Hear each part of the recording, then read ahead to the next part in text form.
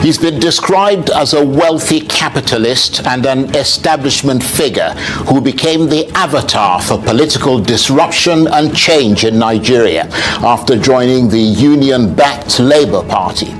And Peter Obi almost pulled it off in 2023 when, in a tremendous burst of energy and passion, he went from being regarded as an implausible candidate to very possibly the next president of Nigeria. But in the end, he came short. But now, after wallowing in the agony of defeat, he seems poised to return to the hustings and to make a comeback, insisting that the ruling APC party under the presidential leadership of Bola Tinubu remains uninspiring and has failed to deliver the dividends of economic relief, social stability, and democracy. So, with 2 years to go before Nigerians take another big ride on the political train, 2 years until the politicians are at war once again over the soul of this country, how complicated is the path to victory for Peter Obi in 2027? Does he have the ingenuity, and perhaps more importantly in the Nigerian context, the resources to pull the lever and effectively challenge the incumbency of President Tinubu? Can he once again muster the charisma, competence and credibility to instill in Nigerians, along with his zealous, obedient movement, the same sense of bright hope that almost determines the electoral outcome in his favor in 2023? Or will it just be cheap shots galore and nothing to show for it in 2027?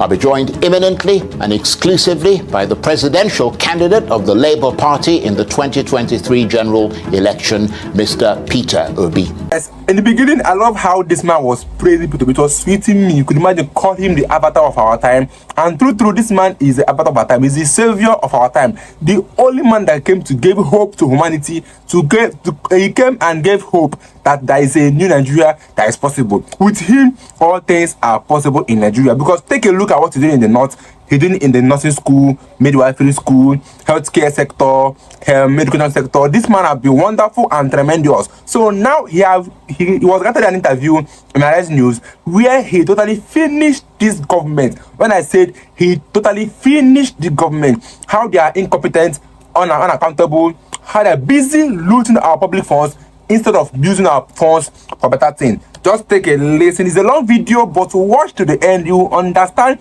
why this man is the avatar of Nigeria. Just take a listen for yourself, and you cannot air your views in the comment section. Like I said, if you're new here, thank you. It's your boy again, Kids World. Take a look at this video, guys. Let's reflect on the 2 years into President Tinubu's term, what is known as the midterm. As we look into what he's been doing for the last 2 years, how would you assess his midterm?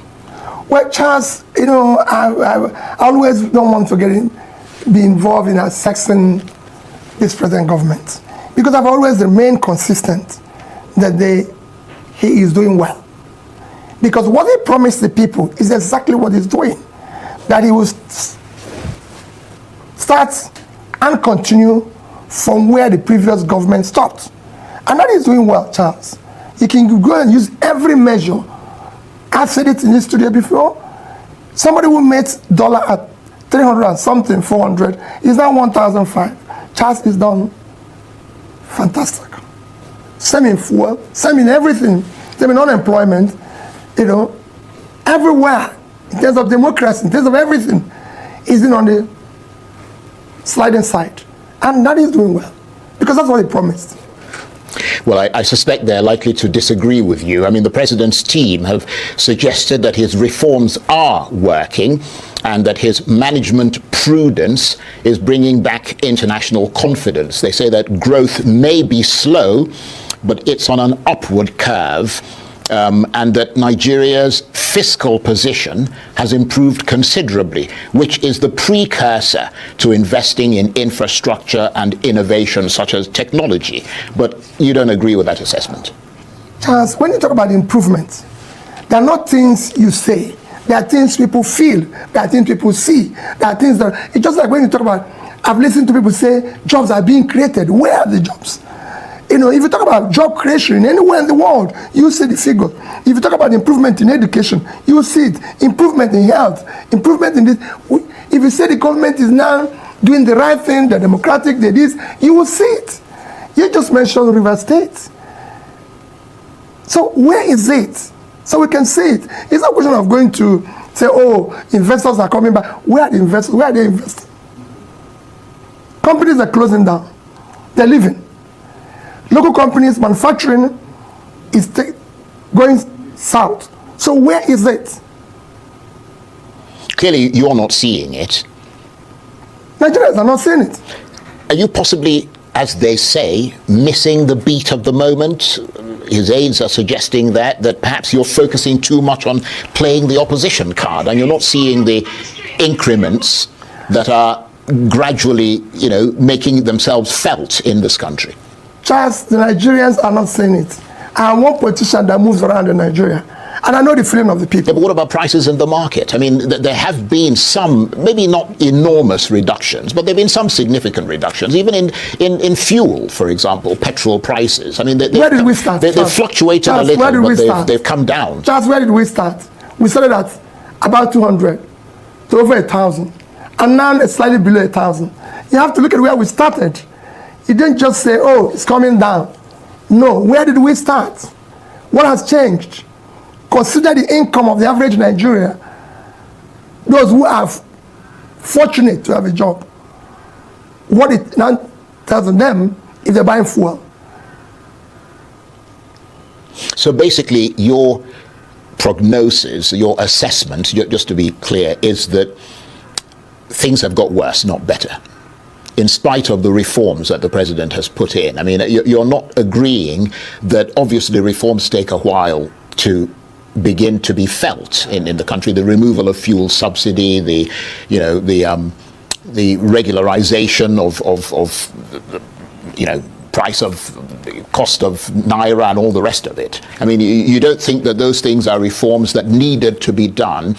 Wouldn't you have done that if you were president? Charles, I believe that reforms take time for people to start seeing the gains of it. Well, that's what their argument is. But people have to see a clear roadmap that what they are sacrificing for, let's take fuel subsidy, which they say there's huge savings.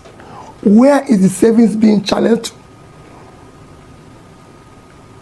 Well, they said, for example, and I'm not a spokesman for the government, but I have to play the devil's advocate because they're not here. I mean, they said that, for instance, more money is being given to the states. And if you look at the numbers, I mean, the amount of money that the states are getting, I mean, it's higher than it used to be. Although some are making the argument, and I suspect you're making the same argument, that because of the devaluation of the naira, what they're getting is not worth anything. Charles, if you are making a savings, you said, I want to save this money to be able to invest where? You have to invest in critical areas of development. And those critical areas of development are education, health, and pulling people out of poverty. Are we investing in it? Just no. Well, they would argue that they're investing in education. They're providing funds and loans for students, which has never happened in this country before, to allow them to be able to go to school. This country has universal basic education. And we have over 20 million children out of school. That is the critical area. It is the basic education that is the critical area. We're not doing anything in it. Just today, I visited an IDP camp. There's over 40,000 people in IDP camps around Abuja. I'm not talking outside Abuja. The one I visited is in Abuja. With over 4,000, they don't have a primary health care. 4,000 or 40,000?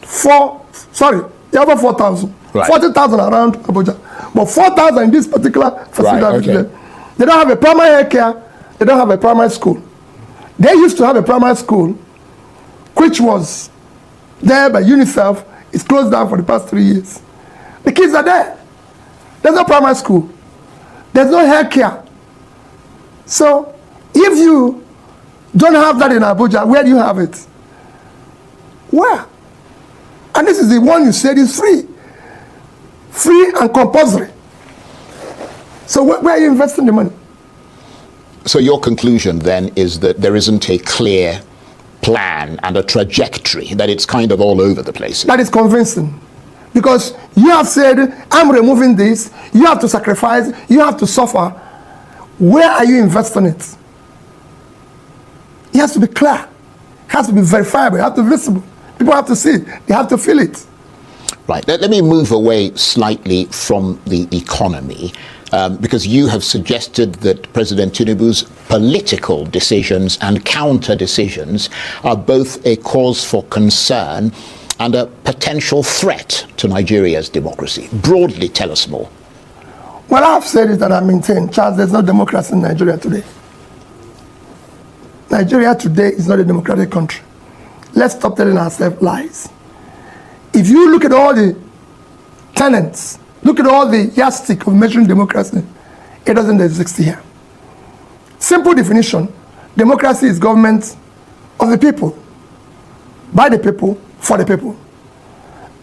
Today, the government we have is not of the people. It's not by the people because the people didn't vote. It wasn't their votes.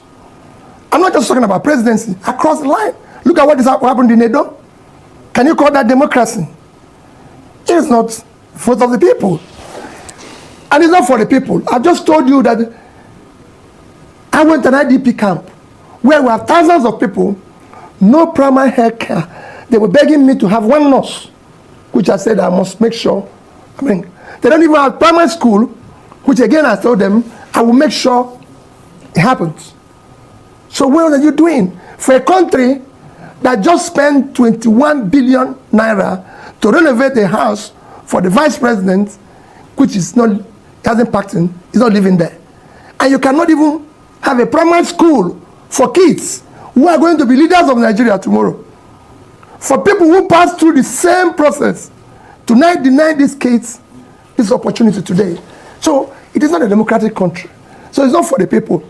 You can't have a democracy without a functional and effective legislature, which you know we don't have today. You can't have a democracy without, again, an independent judiciary that fights for the common person. I can go on and on. In a democracy, it is clear. There's guidelines. Even when you set for people vying for election, like in Nigerian case, you have to talk about people must be qualified. They must have primary school, secondary school, university, and must attain certain age. Charles, that is not happening today. People are with unverified, forged certificates all over the place, criminal records and everything, and they're in charge. So you cannot say that. It is, yes, maybe we're striving to be a democratic country, but the way we are today is not. Look at what happened in the rivers that you mentioned. Can you call that democracy? I'm going to come to Rivers State Yes. in a minute, because it would obviously require some analysis and certainly your assessment of what is going on there. But they would argue, the president's aides, that Nigeria may be a faltering democracy, but nevertheless it is a democracy. And one of the hallmarks for assessing that democracy is freedom of speech, and the fact that you can sit here and criticize the government and be quite, forceful in your criticism, forthright, that is a manifestation of at least a measure of democracy. Charles, I can tell you that even me is being harassed every day. There's no freedom of speech. And you know that yourself, Charles. And I can tell you, and there's so many people who are being detained in one place or the other because they've made one statement or anything. Well, I haven't been harassed, to be fair. But yes, yes, maybe you've not been, but I've been. Well, that's unfortunate. So I can tell you that even that doesn't exist. But we're not, when you say, yes, it exists, Charles, when you go for an exam and you score 10%, is a fail. I'm just giving you the real measure of democracy. We failed in all of them. So it doesn't exist. So having expressed this alarm, what do you anticipate to be the negative consequences of that threat to democracy that you talk about? What track is Nigeria heading towards as a result? And how damaging might that be? And how would you suggest Nigerians go about counteracting that? Well, for me, we're headed, you know where we're headed. It will get worse. And when it gets worse, we're now going to threaten to a state of nature, of anarchy, where anybody can do anything you want. Everything is collapsing. Even when the people who are supposed to be seeing it are not seeing it. But you can see the negative impact in all the critical areas, even the education you mentioned, when you said people are being given scholarship to go to school. Student loans. Student loans. What is happening at our universities, Charles? Our universities now are politicized, where appointments for management of universities are now political. You now fail local government election, you are appointed on your university board, university governing board, where vice chancellors are even have been appointed without merits and everything. And the consequences that you see universities now giving honorary degree to all manner of character of people. So even that is deteriorating. His aides, and again, we have to balance the discussion, deny that there is any such threat to democracy. They say you're pulling the trigger on a non-existent gun and creating an unnecessary level of uncertainty where there is none. I wonder what your reaction is to that. Charles, I said go to the people. It is not about me. I'm one with the people. They can say anything they like. You know, when you are in government, you claim anything. But I deal with the reality. The reality is that things are headed south. Go and check all indices of development anywhere. I've told you what is improving. Is our literacy level improving? Is our health condition improving? Even them that are in government don't even go to hospitals here. So that shows that it's not even improving. The same thing goes. Are people being pulled out of poverty? There's still hunger everywhere. Is the agricultural produce increasing? Is manufacturing increasing? No. So where is it? So in the context of this high uncertainty with regard to democracy and the rule of law that you talk about, that suggests unpredictability and, you know, especially for international investors, which is something they do not like. They don't like unpredictability. They don't like the lack of the rule of law, because obviously it threatens their investments. And ultimately that has an impact from what you're saying on the economy, doesn't it? That's it. Charles, the first thing you can say that you have a government is security of life and property, rule of law. These are intangible assets that you cannot ignore.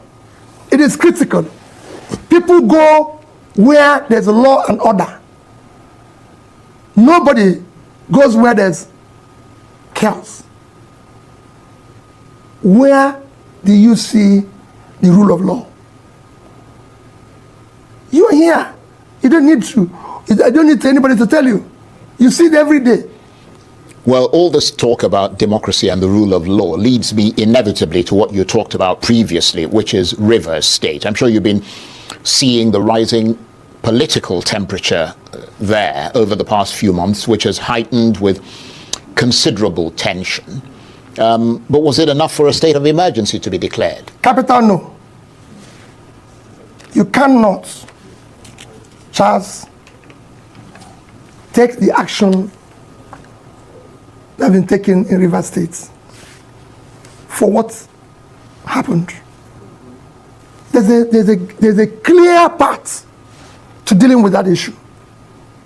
Rivers State for the past 2 years have become ungovernable for obvious political reasons and interests, which shouldn't be in a democratic environment. It's clear, it shouldn't be.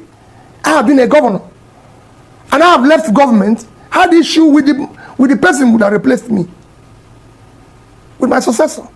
But for God's sake, the state is far more important than anybody. We have a governor who have been sworn in as the governor. He should be allowed to govern.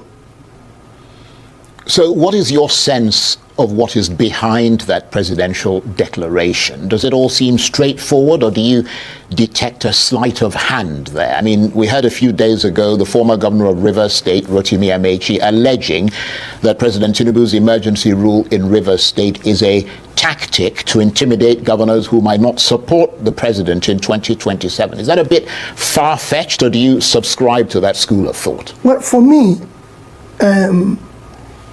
what happened in Rivers State is very unfortunate and is impacting very negatively to the little or remaining inkling or democratic space we had. He eroded a lot from there. So, as for intimidating the governors for 2027, it shouldn't be. The governors are going to seek re-election. You're going to seek re-election. You're going to seek re-election based on what you've been able to do, your performance. On Nigerians, the governors just have one vote. It is because of what I told you that it is not a democratic country that you are trying to intimidate the governors. So you believe that that's what he's trying to do? If that is what I'm just telling you, if that is what he's trying to do, right, it's because it's not a democratic setting. But is it what he's trying to do? I believe so. I believe so. And of course, the manner in which the National Assembly, you touched on this briefly earlier, approved that state of emergency with a voice vote is continuing to cause ripples across Nigeria and beyond. Do you agree or disagree with those who say that trust and confidence in the National Assembly has been eroded as a result? Completely eroded. Very unfortunate. That's why I said there's no functional legislature. It's not there. Our political setting doesn't exist in any democratic environment. Okay, let me ask you to hold your thoughts there. Let's take a very short break and we will continue with this very interesting conversation, but to give you a minute to get a sip of water so that we can continue this chat. You're watching Arise Prime Time, plenty more still ahead as we continue our exclusive chat with the 2023 Labour Party presidential candidate, Mr. Peter Obi. Stay with us. Welcome back to Arise Prime Time, where we offer perspectives on the news and talking points of the day. I'm Charles Anyekolu. Tonight, the redoubtable and some say relatable Peter Obi, the man who was able to galvanize a wide base of voters across this country that feel stifled by what they see as the bad governance of the two main parties, the APC and the PDP, and the economic crisis that they've plunged the country into. Mr. Obi, they say, gave them the opportunity to say enough is enough. But the APC managed to beat back that challenge, but only barely. And as the next election cycle approaches in 2027, with the economy still limping and President Tinubu looking Janus-faced to many Nigerians with a growing authoritarian side, many believe that his ruling APC party is once again looking vulnerable. And the collective opposition are sensing a moment that is emboldening them. But can they cross the inflection point and turn it into the political tsunami needed to tip the balance in their favor in 2027? And Mr. Peter Obi, the presidential candidate of the Labour Party in 2023, is still with me in the Arise studio. Thank you very much indeed for staying with us. You were talking just before we went on a break about what was happening in River State, the state of emergency that was declared. You said it was unconstitutional, and you felt that the legislature, the National Assembly, had failed in its constitutional duty to checkmate that move. Were you struck by what appeared to be the absence of opposition voices in that process? I mean, you have Labour lawmakers in the National Assembly. You are a Labour man, Labour presidential candidate in 2023. And we didn't really hear much from them in opposition, did we? In spite of your very loud and unequivocal call for the state of emergency to be rejected. I mean, how much does that suggest that not only is the opposition, the Labour Party, very weak, but that you were unable to exert any influence on them? Charles, before I go into the opposition, there were, even in the House of Representatives, a particular Labour member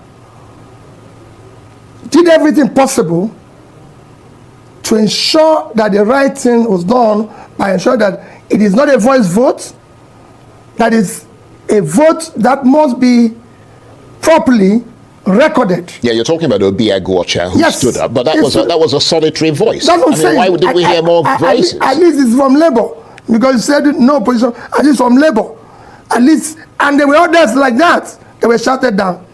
Even at the Senate, there were voices like that, like former governor of Bayelsa State, former governor of Sokoto State. They were voices. Yeah, but they were not Labour. No. But you said opposition. Yeah. But in Fair general, enough. the Nigerian political space was designed not to have opposition. Opposition doesn't exist here, Charles. If you want to look at where opposition exists, you compare us with other countries with similar trajectory. People have called me and said, look at what the oppositions are doing in South Africa. Look at what the oppositions are doing in other similar countries. But let's just use South Africa, which is, of course, the biggest economy in Africa today.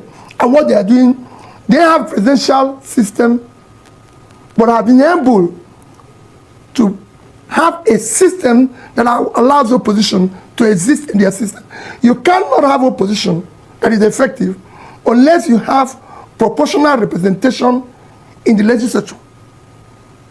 If you don't have it, you're wasting your time.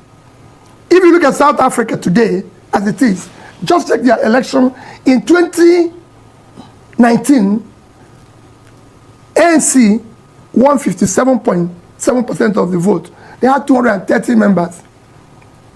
2019, they had 40%. They had 160 members. While Democratic Alliance in 2019 had 20%, they had 80 people. In 2024, they had 21 plus, almost 22, they had 87 members. And that is the same thing for all other parties. And their leader is a member of that parliament. And you cannot cross from one party to the other as you can do in Nigeria without consequences. Once you cross from one party to the other, you lose your seat. Just even in the environment you know very well, the UK, you cannot have somebody from one party cross over to the other party without any consequence, without anything, and all that.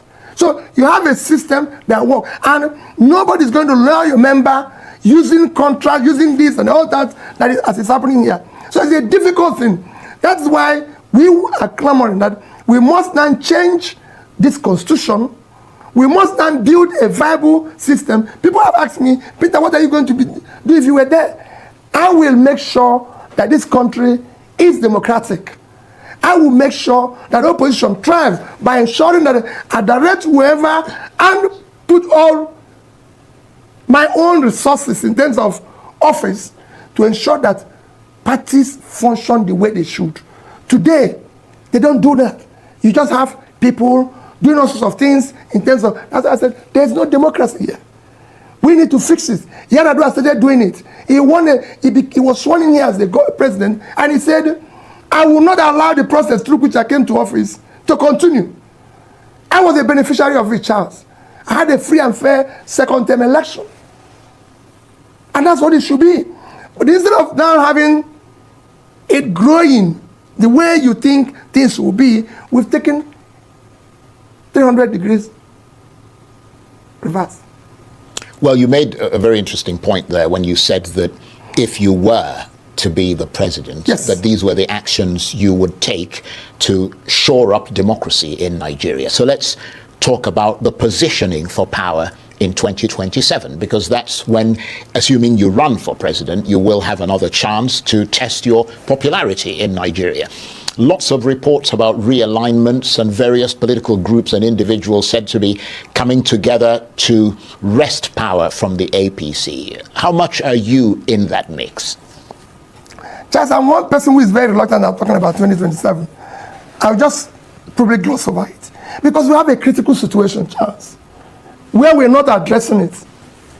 We have a country where our debt in 2015 is between 15 and 17 trillion. Now we have a country with a debt of 150 to 170 trillion. A country where our cost of debt servicing is now higher than our critical areas of budget for critical development, education, health, pulling people out of poverty. And we are discussing 2027. Just let's stay with what is happening today. Yeah, but the fact is that you are discussing 2027. I am part of it.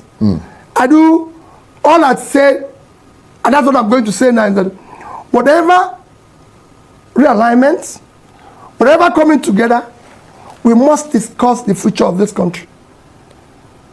We're not just going to, I'm not going to be part of just wrestling power for power's sake. No.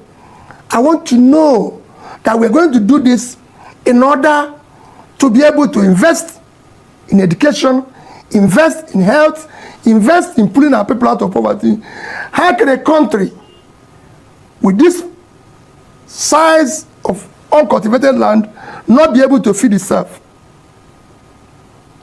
Well, let me stay with that point of 2027. The reason is purely because it is enormously important, because those who support you, they want to see some sense of direction about what's going to happen next and whether or not you're going to try to realize that ambition again. I mean, some prominent opposition politicians have suggested that you should abandon your ambition of contesting the next presidential election and team up with Atiku Abubakar again as his deputy. Which prominent politicians? With an agreement. Well, I'm not going to mention names, but I mean, quite a number of them have suggested that you should team up with Atiku Abubakar as his deputy with an agreement that after one term he will work to make you president. They say that without this alliance, both you and Atiku will lose in 2027. What is your reaction to that?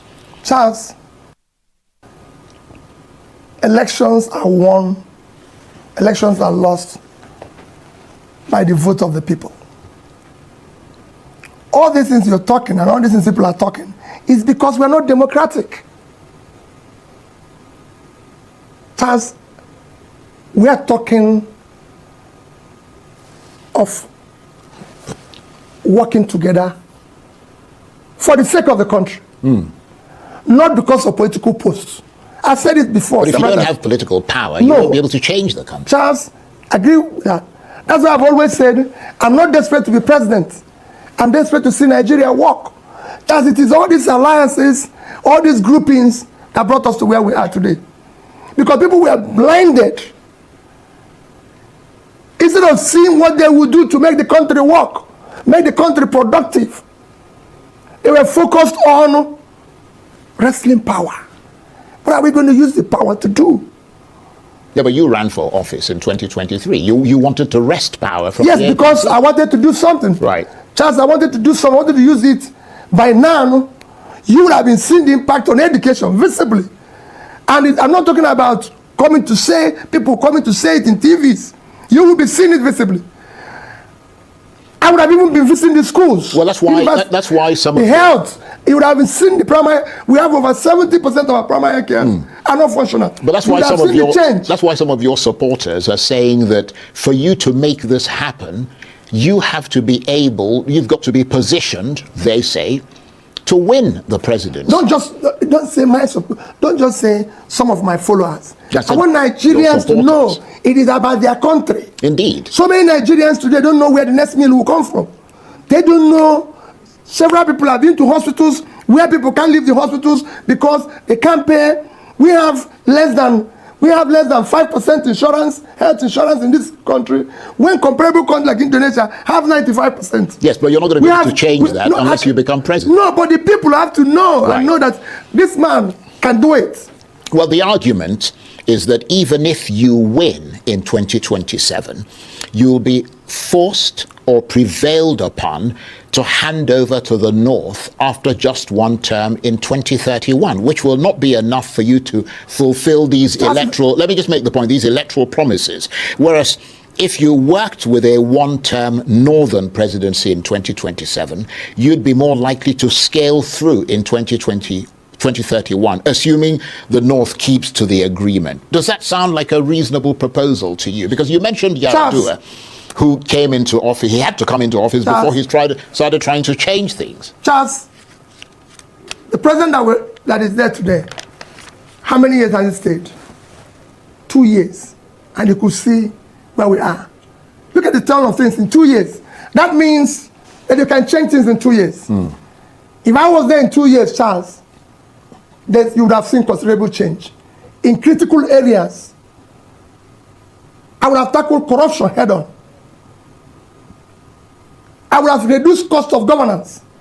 And you will see it. People will feel it. And those monies invested in critical areas.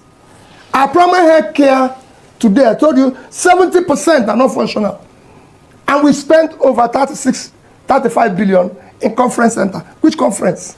Who is coming for the conference? You need to invest your money properly. Just you have been seeing more borrowed money invested in critical area. We, a country in Bangladesh with 148,000 square kilometers of land, is producing about 60 million metric tons of rice. And us, with over 6 times that size of land, cannot do 10% of that. Charles, there's room here. You talked about devaluation of Naira. There's nothing wrong in devaluation. I would have done something. I would have allowed the Naira to float. But I would have done it in an organized manner. There will be productivity. The idea of devaluing your currency, allowing it to float, to be cheaper, is that you have productivity so you can export, so people can come and buy. But when you don't have productivity and you devalue your currency, it's double whammy because you have nothing to sell. So I would have injected money in productivity. Today, nobody is producing anything. Somebody told me a few days ago, say, oh, they've removed there's no more tax or this on some of the manufacturing inputs and everything. And I said, no. How can you manufacture? How can you do business when your interest rate is over 40%? Yeah, one of the biggest costs of manufacturing today, cost of production today, is interest rate. Just nobody borrows money at over 40% to do a business that is straight. You can only borrow, it's only government that is borrowing that amount of money at that cost. So you need to do the right things, and you can do it. So what would be the thrust of your attack then on President Tinubu in 2027 that might tip the balance in your favor? I mean, you've talked about, the economy, you've talked about democracy, the rule of law, which you say suffered a setback. Given all that, what would be your strategy to erode confidence in the president and convince the Nigerian people to go with you rather than him? It is not enough that your aides are running around. You, who is the main person, have to have an idea, be competent, have the capacity, have the compassion, the energy to do the job. It is not something you can lease out. Governance, leadership is not something you can just hire somebody else to do for you. You are the leader. You should be the one. Answerable to the people, doing the right things. You're the chief person, and you should be in charge. We have too much of delegated responsibility here. That shouldn't be. Very briefly, because we're fast running out of time, we've got less than 5 minutes now. Are you going to stick with the Labour Party, given the disarray that's in the party? The disarray is caused by government. Yeah, but it doesn't matter who calls. No, that's what I'm telling you. Yes. Are you going to stick I'm in with Labour Party. I'm in Labour Party. And are you going to stick with the Labour? Well, I'm there because I'm there. It's not something I can tell you now. I'm there today. And as time go on, Charles, if it changes, I'll tell you. But I remember on Labour Party. And these are one of the things I said I would do. I will make sure that parties work. I will protect democracy and make it work. Some would say Labour Party isn't working under you. No, it has nothing to do under me. I'm not the one running the party. Charles, I've been involved in all this. If government today is democratic and they want democracy to thrive, all these things will work. Right. Put me anywhere. So you can only make the change if you're president. I've told you, Charles, I saw this we had a problem under Yaradua, for example, in my party. He told it in front of me, he told the INEC chief, I don't want all these party issues in front of me. I want it to happen, but I don't want all this. So you have to say you're democratic, practice it, believe in it, whether it favors you or not. Because that's what you want. You want to build a better, decent society that is organized. Right. Okay. We've got a couple of minutes left before we have to go, which is rather sad because I'm enjoying talking with you. Before we go, after what's been clearly a rather depressing discussion about the future of Nigeria, cheer us up with one thing that could make this country look better to the world. Well, Charles, I wish I can tell you. The only thing I can tell you is that it is what is happening can be turned around with a competent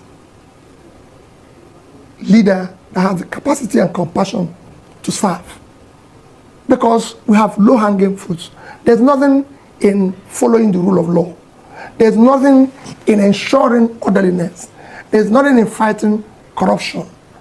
You know, people say it's difficult. It is not. If you are not involved, you reduce it by 50%. There's nothing in investing in critical areas of development. We're borrowing money, every left, right, and center. Invest that money properly. Tell Nigerians, come out, Charles, leaders come out every day and address their people. I will make sure I address Nigerians at least once every month and tell them what is happening. They want to know. I want to visit the universities and tell them what is happening. I want to tour the states and see for myself what is happening. That's what it should be. We can change it. It's happened before. On that note, I want to thank you very much indeed, and we really appreciate the time you've taken to come and talk to us. Mr. Peter Obi is the presidential candidate of the Labour Party, or was the presidential candidate of the Labour Party in 2023. Thank you very much indeed. Thank you, Mr. Charles. This man just came to destroy Tinubu. You know that every time this man comes out to speak something, he speaks with facts, and he stated the fact there. The fact is there. Me and you know the fact that Tinubu government destroyed our economy to the ground. Me and you know that Tinubu government is the reason why we are suffering in Nigeria right now, because he made dollar at some low rate. Now dollar is high. He made petrol at some rate. Now petrol is high. So he just states the fact. He does not even talk based on he wants to talk. And now attackers will attack. Now Tinubu allies will come and attack Tinubu right now. Just take a look at their Twitter handle. You will see attacks upon attacks, because Tinubu just busted all of them. Like, he taught Tinubu the lesson of his life. Like, this is the only person in Nigeria that is saying the truth. Other persons are just busy answering yes sir, yes sir, yes sir, because of this small money given to them. They don't know what is right and wrong anymore. They are all bribed to the extent that they don't even know what is right or what is wrong. They keep on praising Tinubu because Tinubu is paying them. Despite Tinubu doing the wrong thing, they will never say it. They will keep on saying the good things. People like Bayo Anoniga, Odono Mokre, many of them that always side the Tinubu government, even if they're doing the wrong thing, they don't care. They will keep on siding him. So now this man is the only person that says the truth. He's the only man that stands with integrity, and he's his chest that the new Nigeria is possible. It's only this man that can do this thing. This man, P2B. It's not as if is my father, but at least if you see good things, you will know this man has proven that he's a good person for us in Nigeria. Nobody can dispute that. P2B is the man for Nigeria. So guys, we all know the right thing to do. So let's do it. I'll see you guys in my next video. Don't forget to subscribe. It's a boy again, kids. Stay tuned, guys, in my next video.